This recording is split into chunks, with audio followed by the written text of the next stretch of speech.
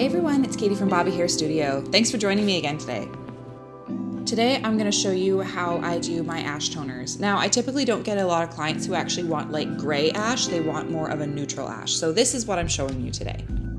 This is my client just after doing her lightening, and this is her after her toning. So if you want to see my formulation and how I actually apply my two toners, stick around and watch the rest of this video. Just a reminder, every formulation is unique and should be treated as such. You could have your client come in with more brass in her hair and want to add more ash, or you might want to have a variation on this. Just keep that in mind. So this is how my client has lifted today.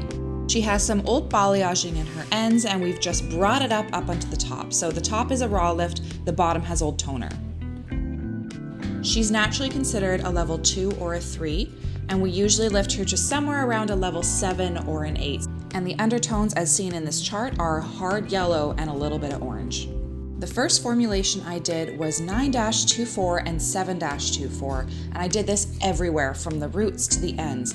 The reason why I chose this color is because it has an ash first and a beige second. So the first number that you see after the dash is the strongest number in the formula. So ash is the leading color in this toner.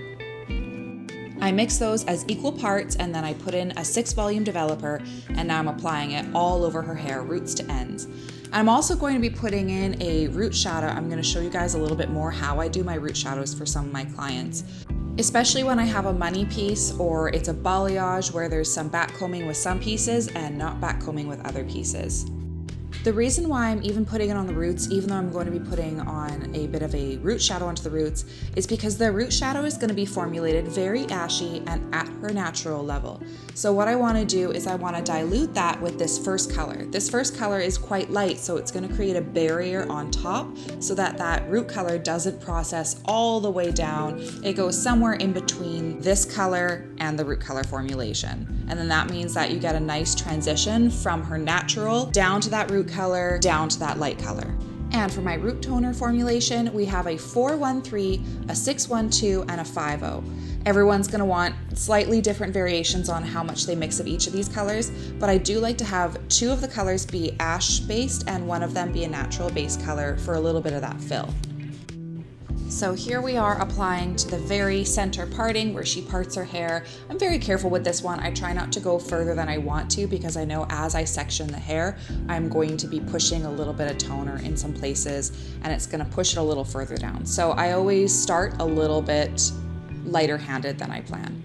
And then what I like to do is do the back. Now we didn't do any foils underneath her hair. We only did a half head of foils, which means I did foils in front of the ear and on the top going down to the crown. So around the crown area, I'm pushing down my toner a lot further because we did more like backcombed foils, which means they're not as close to the root as the ones that are in the front, as you probably saw a little bit earlier. And that's actually intentional. What we want to do is create a little bit of a teardrop shape with her balayage so that the crown grows out nice and soft, because circular areas having really hard roots grows out in such an obvious way, and a lot of clients love it when I give them that teardrop shape at the back of their head so that their balayage can grow out really, really soft and smooth and follow the natural shape of the head. And then with any foiling that I did that's closer up to the root, what I do like to do is take my root shadow and do it in the opposite way that I foiled. So I did a mohawk parting for the top and I did diagonal forward parting for the sides. So what I'm doing is I'm actually doing horizontal root shadowing, and that's actually going to blend those little teeny lines that you can see with highlights even better. So that's just a little hot tip there for anybody who wants to do root shadows. Do them in the opposite direction of how you did your foiling, because that'll really, really soften up those lines. Whenever I have high contrast colors like this, like a color that's like a level 4 and a 5, and then a color that's like a level 8, I do like to put on the light color first, because look at that blend. And that's all because I put on the light color first and the dark color second. Look at her beautiful color and dimension. I am so happy with this result. This is so beautiful. She has like a naturally toned ashy color. It's a little more ashy in real life. Sometimes my salon shows a little bit more red than there is in there because there's actually no red in her hair. I don't know why that shows.